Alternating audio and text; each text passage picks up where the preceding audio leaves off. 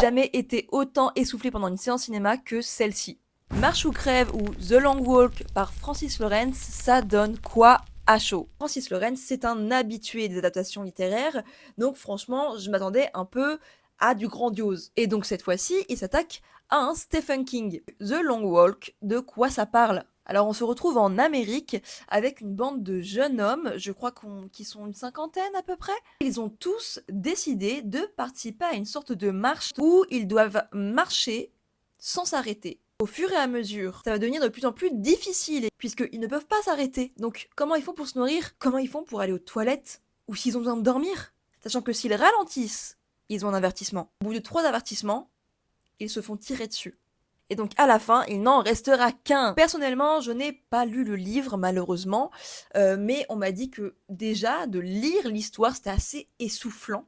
Et là, je vous avoue que pendant le film, c'est vrai que j'étais un peu essoufflée avec les personnages. À savoir que pendant l'avant-première en Amérique, les spectateurs avaient des tapis de marche et pouvaient marcher pendant qu'ils regardaient le film. Et si tu t'arrêtais, tu devais quitter la salle.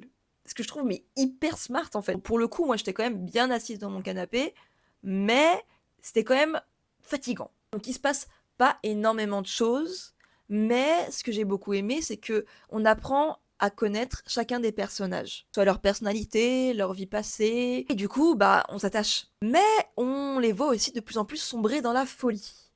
Et même moi, j'avais un peu l'impression de devenir complètement folle. En fait, je me disais, mais quand est-ce que ça va s'arrêter en fait? J'en peux plus. Arrêtez. En fait, peut-être que je suis horrible comme personne, mais j'avais envie que ça s'arrête parce que ça me faisait mal pour eux. Et en même temps parce que bah, j'aurais voulu que ce soit plus trash. Bon, il y a déjà eu des trucs déjà assez trash, mais je sais pas. Je voulais que ça se tape en fait. Et tout le monde m'en a tellement parlé comme un film incroyable. Enfin, j'ai des copines qui lui ont mis 5 étoiles, je crois, ou 4 étoiles. Et j'étais en mode, mais je comprends pas. Est-ce que c'est parce que je n'ai pas lu le livre? Je ne sais pas. Mais moi, pour le coup, je lui ai mis 3,5. Et je trouve que c'est déjà même peut-être un petit peu trop. Peut-être un petit peu trop. J'avoue, j'étais généreuse. Parce qu'en soi, le concept, j'ai trouvé super cool, mais c'est pas non plus le film qui va te transcender. Ok, c'est cool, il se passe quand même des choses intéressantes.